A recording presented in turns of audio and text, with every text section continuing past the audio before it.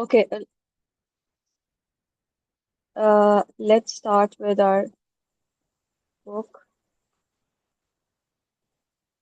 And we were right here yesterday, and हमने जो बात की थी वो ये बात की थी कि वाटरशेड जोन्स कौन से हैं। इस पेज की समरी ये थी कि एक वाटरशेड जोन ये है और एक वाटरशेड जोन ये है। ठीक है। और फिर हमने बात की थी कि इस पर यू वर्ड का जो क्वेश्चन आता है वो आता है मीजेंटेरिक स्कीमिया का। ठीक है। उसके बाद हमने मीजेंटेरिक स्कीमिया होने की वजह ये है। वजह क्या है? ये वजह है कि आर्टरीज जो जीआई को सप्लाई कर रही हैं वो एक तो सिंगल हैं और इंटीरियरली ब्रांच कर रही हैं। ठीक है। और इस वजह से मिजेंट्री जो है और उससे रिलेटेड जो इंटेस्टाइन है उसका आपके पास स्कीमिया हो जाता है। अब नट क्रैकर सिंड्रोम का हमने ये पढ़ा था कि जो आपकी लेफ्ट रीनल वेन है वो आपकी एसएमए के अंदर ऐसे दब जाती है। अ, और ये एक एनाटॉमिकल डिफेक्ट होता है, बहुत रेयर होता है और किसी की एनाटॉमी का डिफेक्ट होता है। And it might cause abdominal pain, flank pain, cross hematuria from the rupture of the renal varicosities and left sided varicocele. और लेफ्ट साइडेड वेरिकोसील का मैंने रीजन बताया था that your left gonadal vein या left testicular vein, left gonadal vein basically drains into left renal vein, जो कि फिर drain करती है इंफीरियर वीना केवा में। तो अगर ये ही ब्लड नहीं रिसीव करेगी तो इसी के अंदर ब्लड स्टेसिस कर जाएगा और लेफ्ट टेस्टिस की क्या हो जाएंगी? वेरिसेस बन जाएंगी। वॉर्म लाइक अपेरेंस होगी, वॉर्म बैग अपेरेंस होगी। ठीक है। उसके बाद हमने पढ़ा था सुपीरियर मेजेंटेरिक आर्टरी सिंड्रोम। इसके अंदर ये था कि जब कोई अचानक फैट लॉस होता है, किसी का मेल न्यूट्रिशन होती है या कोई बाईपास सर्जरी करवाता है तो उसका ये फैट उड़ जाता है, जिसकी वजह से उसकी एसएमए जो पहले इस एंगल पे थी उसका एंगल डिक्रीज होता है और वो एओर्टा के दरमियान और एसएमए के दरमियान आपका ड्यूडेनम का जो थर्ड पार्ट है, transverse third portion of the duodenum, वो दब जाता है। This is called the superior mesenteric artery syndrome. So you should always remember LRV with the nutcracker syndrome, and with the superior mesenteric artery syndrome you should remember the third part of the duodenum, third part of D of duodenum. That would be our summary of this page. Now moving on to the next page, ये वाला जो page है इसके अंदर उन्होंने आपके GI की blood supply और उसकी नर्व सप्लाई का टेबल बनाया हुआ है। तो वो कह रहे हैं कि आपकी जो जीआई है वो हमने एम्ब्रियो में डिवाइड की थी into the foregut, mid gut and hind गट।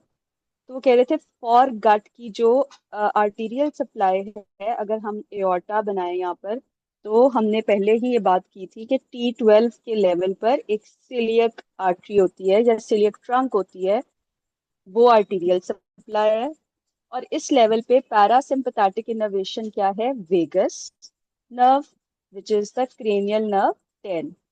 और ये vertebral level around T12 to L1 बनता है। और एक्सटेंट उन्होंने क्या बताया है, आपके गले से स्टार्ट हुए हैं, थ्रॉट से, बैक ऑफ द थ्रॉट से, फेरिंक्स से। और वो कह रहे हैं कि आपका lower oesophagus to your proximal duodenum, liver, gallbladder, pancreas and spleen, they are all a part of foregut और उन सबको वेगस सप्लाई कर रही है और सिलिप। अब यहाँ पर जैसे हम एमएसके में डर्माटॉम्स करते हैं तो यहाँ पर हमें फायदा पता चला है कि अगर हम अपने जीआई को तीन हिस्सों में डिवाइड करके पढ़ें तो काफी चीजें उनको एक टेबल फॉर्म में क्लासिफिकेशन करने में हमें आसानी हो जाती है। और मिड गट के बारे में वो कह रहे हैं कि आपकी मिड गट को यहाँ पर एक आर्टरी होती है वो सप्लाई कर रही है, उस आर्टरी का नाम है एसएमए। और एसएमए भी रफली आपका L1 लेवल बन जाता है। और यहाँ पर भी आपकी क्रेनियल नर्व 10 है। और इसका एक्सटेंट क्या है? आपका distal duodenum to proximal two third of the transverse colon. अगर आप इसके साथ रेफरेंस के तौर पे ये वाली डायग्राम रखो तो आपको जल्दी समझ आएगी, जहां पे ये एक्सटेंट बता रहा है। ठीक है, तो ये क्या क्या इसने बोला था, डिस्टल ड्यूडेनम, यानी almost distal duodenum to the 2/3 of the transverse colon, और ये सारा एरिया भी जो सारा येलो में है। ठीक है, और उसमें उसने क्या बोला था, आपका लोअर ईसोफेगस, फेरिंक्स भी ऊपर से, आपकी क्या कहते हैं, सारा स्टमक, और उसके अलावा उसने बोला था लीवर, लीवर के साथ गैल ब्लैडर, और यहाँ पे पीछे करके पैंक्रियाज होते हैं वो भी, और उसके अलावा ये जो सारा जो हिपैटोबिलियरी होता है सिस्टम, ऐसे लीवर होता है, गैल ब्लैडर होता है, डक्ट टारा होता है, और इधर पैंक्रियाज होते हैं, वो सारा सिस्टम फॉरगट में आता है।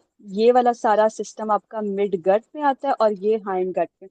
हाइंड गट का वो क्या एक्सटेंड बता रहा है कि distal 1/3 to the upper portion of rectum. ठीक है, let's get back to our page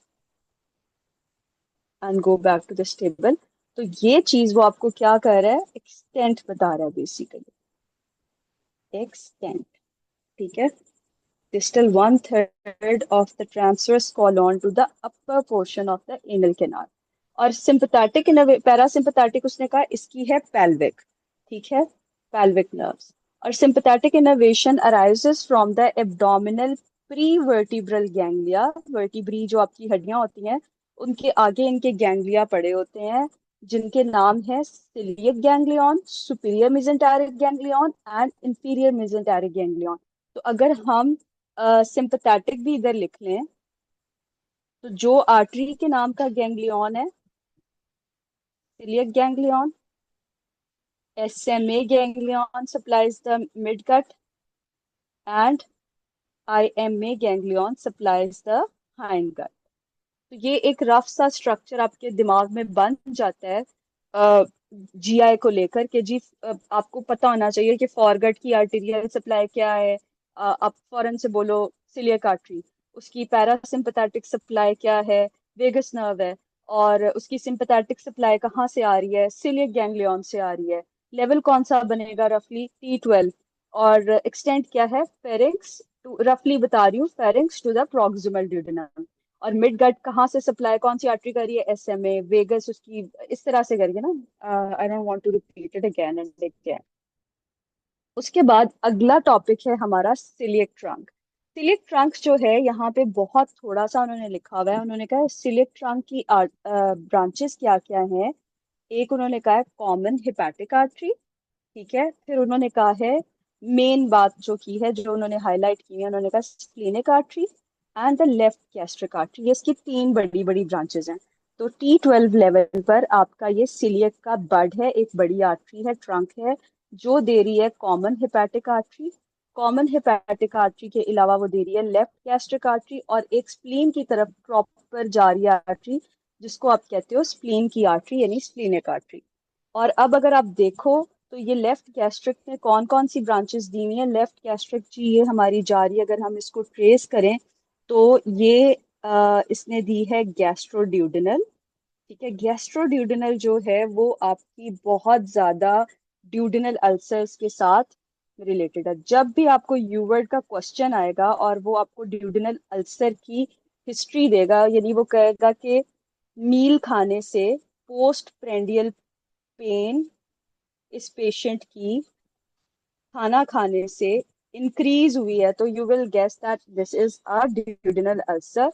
तो जब वो बात करेगा ना, तो वो आपसे नेक्स्ट क्वेश्चन करेगा कि अल्सर अगर ये परफोरेट करता है तो ब्लीड कहाँ से करेगा आपका पेशेंट, कौन सी उसकी आर्टरी भी अल्सरेट होगी। तो योर आंसर वुड बी गैस्ट्रोड्यूडेनल। ठीक है, जब भी, क्योंकि देखो ना ये इधर अगर ये आर्टरी गुजर रही है तो यहाँ ड्यूडेनम का अल्सर है, तो ये इसको खा जाएगा ना। ठीक है, उसके बाद अगर आप इसी को फॉलो करो, लेट मी यूज हाइलाइटर। तो गैस्ट्रोड्यूडेनल, गैस्ट्रोड्यूडेनल ने आगे दी आपकी राइट गैस्ट्रो एपिप्लॉइड, जो पूरे ग्रेटर कर्वेचर को कवर करके किसके साथ एनास्टोमोसिस बना रही है, लेफ्ट गैस्ट्रो एपिप्लॉइक आर्टरी के साथ। तो एक एनास्टोमोसिस हमने ये लिख लिया यहाँ पर। ठीक है, कौन सा, right gastro epiploic artery is anastomosing. I think new people are here or not. No, only Farishta is here. Okay. Right gastroepiploic artery, anastomosis with left gastroepiploic artery. Left gastroepiploic artery आपकी कहाँ से आ रही थी? आपकी आ रही थी splenic artery से। पहले हमने ये बात तय कर ली कि सिलियक आगे कौन सी ब्रांचेस देगा, तीन बड़ी ब्रांचेस देगा। Sorry, left gastric, splenic and common hepatic. Common hepatic. और आगे हम एनेस्टमोसिस लिख रहे हैं, तो एक एनेस्टमोसिस हमारे पास ये ए वाला है, और वो क्या है, between right gastro epiploic artery and left gastro epiploic artery. और ये कहाँ पर बन रहा है? Greater curvature of the stomach पे। ठीक है। तो कोई अल्सर, पीयूडी डिजीज की बात होती है, पेल्विक अल्सर डिजीज, वो जब ज्यादा बढ़ जाती है और वो अल्सर आपको हिस्ट्री देता है कि ग्रेटर कर्वेचर पे है, तो कहाँ से ब्लीडिंग होगी? उस केस में आपकी राइट गैस्ट्रोएपिप्लॉइक और लेफ्ट गैस्ट्रोएपिप्लॉइक के एनेस्टमोसिस से ब्लीडिंग होगी। स्प्लेनिक आर्टरी की थी, और ये right gastroepiploic artery was a branch of, हम किसको फॉलो कर रहे थे? I'm sorry, I think we were following common hepatic artery, तो ये कॉमन हेपेटिक की ब्रांच है। ठीक हो गया। उसके बाद कॉमन हेपेटिक ने लेसर कर्वेचर पर भी एक ब्रांच दी है, जिसका नाम है राइट गैस्ट्रिक आर्टरी, जो कि लेफ्ट गैस्ट्रिक की ब्रांच के साथ अ, एक एनेस्टमोसिस बना रही है। तो हमारा बी वाला एनेस्टमोसिस क्या है? Right gastric artery from common hepatic artery, anastomosis with the left gastric artery from the left gastric artery। ठीक है। दूसरा एनेस्टमोसिस बड़ा पेट पे। और अगर यहाँ पर आपको क्वेश्चन आता है कि लेसर कर्वेचर पर आपकी पीयूडी है, पेल्विक अल्सर डिजीज है, और वो परफोरेट कर गई है, तो उस एरिया में आपकी कौन सी आर्टरीज ब्लीड करेंगी? तो आपको पता होना चाहिए कि मेरी राइट गैस्ट्रिक आर्टरी है, लेफ्ट गैस्ट्रिक आर्टरी है। Farishta, you can unmute at any time if you don't understand or you want me to repeat a point। ठीक है। ऑफ स्टमक, ठीक हो गया। ये हमारा दूसरा एनास्टोमोसिस बन गया। अब वो अगली बात कर रहे हैं। क्या बात कर, हाँ, हम फॉलो कर रहे थे। उसके बाद ये कह रहा है कि ये आपकी पोस्टीरियर सुपीरियर पेंक्रियाटिक और ड्यूडेनल आर्टरी ड्यूडेनम के पीछे चली गई। ठीक है। और ये आपकी एंटीरियर ड्यूडेनम के आगे चली गई। ठीक है। और बस यहाँ पर इसने ये बात किया, और कॉमन हेपेटिक ने ऊपर की तरफ दी प्रॉपर हेपेटिक, प्रॉपर हेपेटिक ने दी left hepatic, right hepatic and cystic artery to the gall bladder. ठीक है। उसके बाद अब आप आ जाओ, क्या कहते हैं, लेफ्ट गैस्ट्रिक की तरफ। तो लेफ्ट गैस्ट्रिक के लिए आई चूज दिस कलर। तो वो कह रहे हैं कि लेफ्ट गैस्ट्रिक ने ये नेस्टमोसिस बनाया राइट गैस्ट्रिक के साथ। ठीक है। फिर इसने ऊपर इसोफेगस को ब्रांचेस दी। तो अब अगर आपके पास क्वेश्चन आता है, इसोफेजियल वेरिसेस हो गए हैं फरिश्ता पेशेंट को, पेशेंट आपका हेपेटाइटिस सी का पेशेंट था, उसको बहुत पुराना हेपेटाइटिस सी था, जो कि अब उसका डीकम्पनसेटेड लीवर डिजीज में बदल गया है। पेशेंट आपके साथ इसोफेसिस की हिस्ट्री के साथ आया है, हेमेटोमेसिस है, उल्टियां कर रहा है खून की, और कहाँ से ब्लीडिंग हो रही है? तो वो उसकी इसोफेजियल वेन्स से ब्लीडिंग हो रही है। ठीक है। और उसके अलावा आर्टरी कौन सी इन्वॉल्व हो रही है? ये वाली oesophageal branches of the left gastric artery. ठीक है। और आप उसको ट्रेस बैक करोगी टू द सिलियक ट्रंक। ठीक है। अब अगर आप इतनी डेप्थ से इस डायग्राम को पढ़ रही हो, तो आप इसकी एनाटॉमी का कोई क्वेश्चन इंशाल्लाह मिस नहीं करोगे। आप इसको इतनी डेप्थ से पढ़ोगे तो that makes 3 to 4 questions of yours right from you word. उसके बाद आ जाओ हमारी कौन सी आर्टरी की तरफ? Splenic artery. स्प्लेनिक आर्टरी भाई सीधी सीधी है, वो कहती है पहले मुझे स्प्लीन में जाने दो, मैंने जिसका नाम लिया मैं उसका काम पहले करूंगी। तो ये जा रही है आपकी splenic artery to the spleen, spleen के पास चली गई। ठीक है। यहां से इसने दे दी लेफ्ट गैस्ट्रोएपिप्लॉइक आर्टरी, जिसने बॉन्ड बनाया, एनेस्टमोसिस बनाया, ये वाला। ठीक है। With the right gastroepiploic artery of the common hepatic artery. और अब फंडस ऑफ द स्टमक को भी तो किसी ने सप्लाई करना। वो कौन कर रहा है? Short gastric arteries of the splenic artery.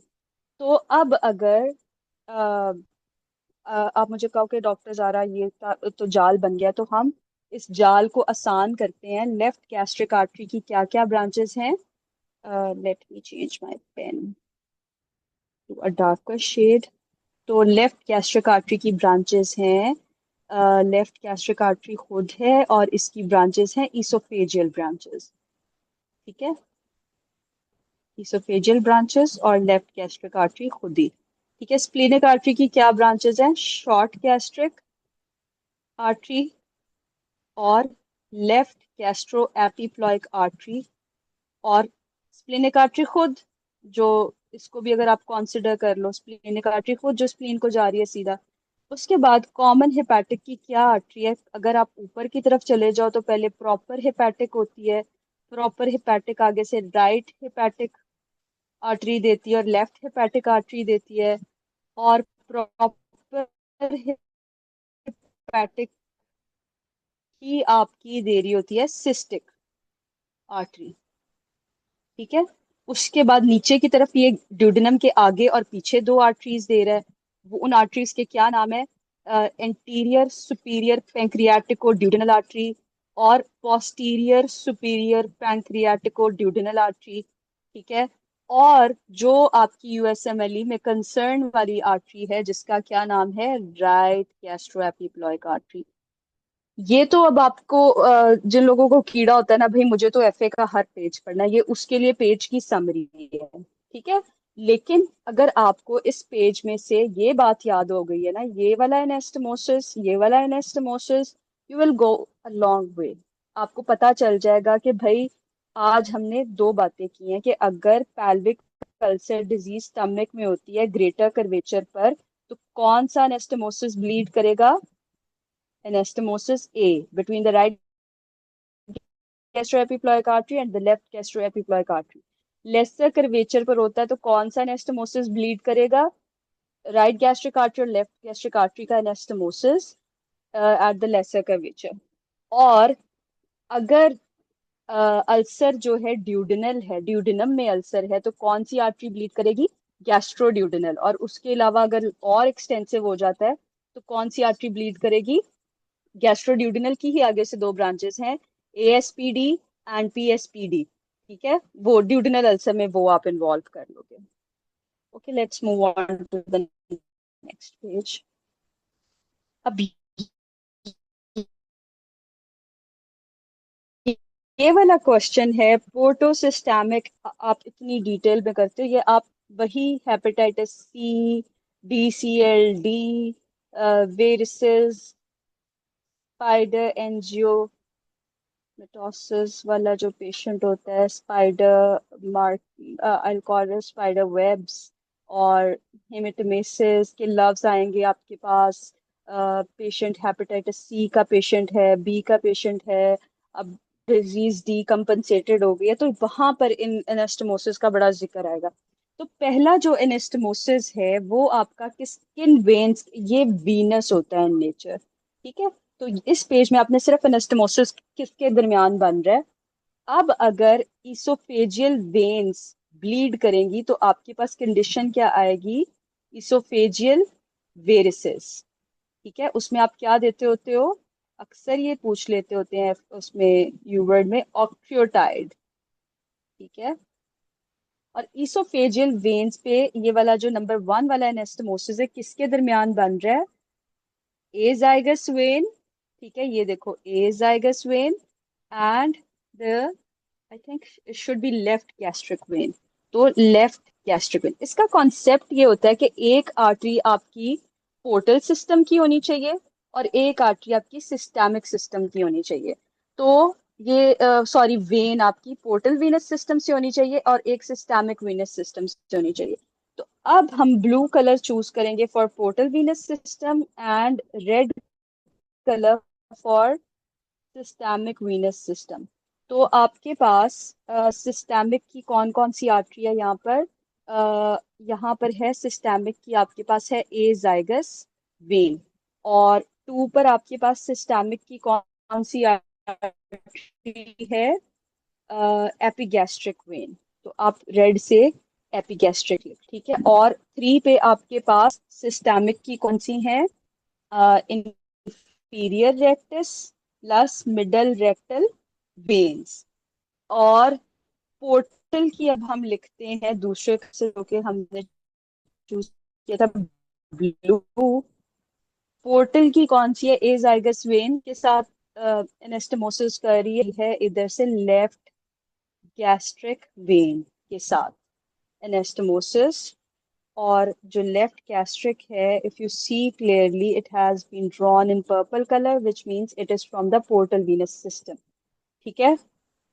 उसके बाद आपकी जो दूसरा अम्बलाइकस के लेवल पे आपका बनता है कैपिट मेड्यूसे, ठीक है। मेड्यूसा के जिसके वो स्टारबक्स के ऊपर जो चुड़ैल टाइप बनी होती है लड़की, उसके बाल ऐसे ऐसे होते हैं। तो ऐसे ही आपकी इम्ब्लाइकस पे ये चीजें, वेन्स के वेरिसेस बन जाते हैं, वेन्स नजर आती हैं, जिसको आप बोलते हो कैपिट मेड्यूसे। और इस कैपिट मेड्यूसी पे अम्ब्लाइकस के लेवल पे इसोफेज epigastric veins are from the systemic venous circulation and what veins? Paraumbilical veins are from the portal system। और इधर नीचे हमने क्या तय किया था कि मिडल रेक्टल वेन्स और इंफीरियर रेक्टल वेन्स जो कि रेक्टम की साइड पर आकर लग रही हैं, ये हमारे इंफीरियर वेना केवा की तरफ जा रही हैं, तो ये सिस्टेमिक वेनस सिस्टम का पार्ट है। लेकिन जो आपकी सुपीरियर रेक्टल वेन है, वो जा रही है आपकी लीवर की तरफ। तो वो आपकी एजाइगस वेन में वो सॉरी लीवर की हिपैटिक वेन्स में जाके ड्रेन करेगी। तो इसलिए वो जो है आपकी सुपीरियर रेक्टल वेन है पोर्टल वीनस सिस्टम का हिस्सा। तो ये बातें हमने क्या, और यहाँ पर अगर मसला होगा तो आपके पास क्या कंडीशन आएगी? आपके पास एनोरेक्टल वेरिसेस आएंगे। यानी इस पॉइंट पर आपका मरीज कंप्लेन करेगा फ्रेश रेड ब्लड, जिसको कहते हैं हेमाटोकीजिया या चीजिया, सम पीपल प्रोनाउंस इट, या मेरून कलर ओल्ड ब्लीड, जिसको आप कहते हो मेलिना, ठीक है। वो आपको इनकी कंप्लेन करेगा अगर ये। और जो डीसीएलडी का पेशेंट होता है ना, ये जिसके मैंने सारे साइंस बनाए हैं, स्पाइडर एंजियोमेटास बने होते हैं हाथों पे और खून की उल्टियां कर रहा होता है, उसके आप पेट पर देखोगे तो कैपिट मेड्यूसी बना होगा, उसका हेमेटोमेसिस हो रहा होगा इस वजह से, ठीक है। और उसको ये साइंस भी आ रहे होंगे, hematochezia and melena, due to the anorectal varices. अब वो इसने इसको समराइज किया हुआ है, उसने कहा ईसोफेगस के लेवल पर जो आपका ईसोफेजियल वेन्स का बन रहा था, वो कौन सा था? L G, left gastric plus azygos vein का एनेस्टमोसिस बन रहा था। उसके खराब होने से कौन सा साइन आता है? ईसोफेजियल वायरसेस का। और ये किसका एनेस्टमोसिस होता है? लेफ्ट गैस्ट्रिक और फेजियल वेन का ड्रेन्स इनटू द इसोफेगस। तो हम इसको कर लेते हैं left gastric plus oesophageal, sorry where is the razor? Esophagus is the vein where they drain together. Esophageal, which drain in आपका बन रहा है between epigastric plus paraumbilical veins का anastomosis, ठीक है।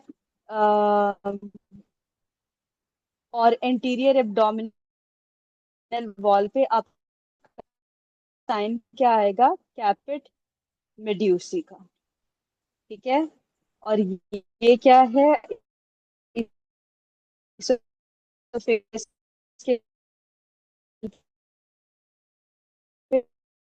ब्लीडिंग हो रही है और खून की उल्टा रेक्टम लेवल रेक्टल वेन, इनको आप कहते हो एनोरेक्टल वेरिसेस, ठीक। इसको क्या, कैसे समराइज किया उसने? कहा वेरिसेस ऑफ द, मतलब क्या होता है बेसिकली? इसका मतलब होता है डायलेटेड वेन।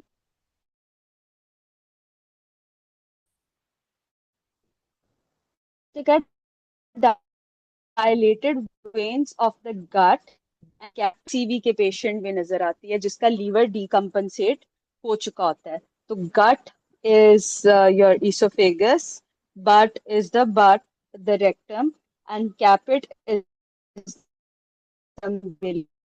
तीन जगह पर आपकी ब्लीडिंग हो रही होती है। तो आप पेशेंट पे क्या कर रहे हो, मैं कर देती हूँ चलिए बदला AC you give them with pronoun tips. और टिप्स का नाम है पूरा ट्रांसजगुलर डॉक्टर सारा। Intrahepatic shunt. ठीक है, उससे क्या होता है डॉक्टर कि it leaves it excuse me relieve. Doctor सारा, आपकी जी आवाज़ जी। कट रही है। आपकी आवाज़ कट रही अ, है बहुत ज़्यादा। अच्छा, ओके ओके। आप आपने कहाँ से सुनना बंद?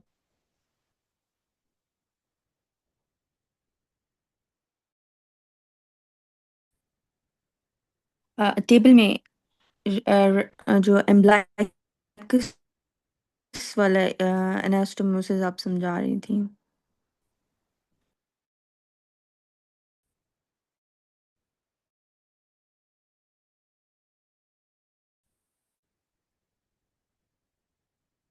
अच्छा अच्छा, ठीक।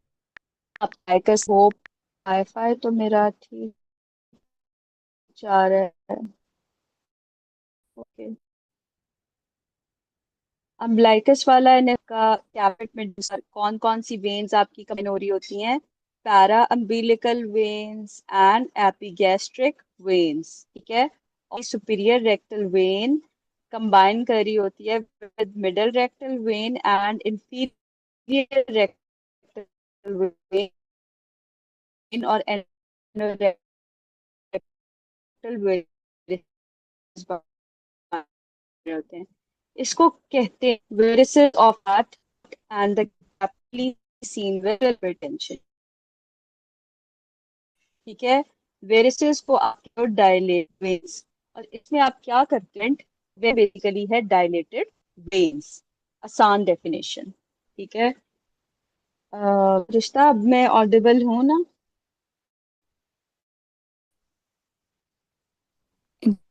जी जी, अभी ऑडिबल है।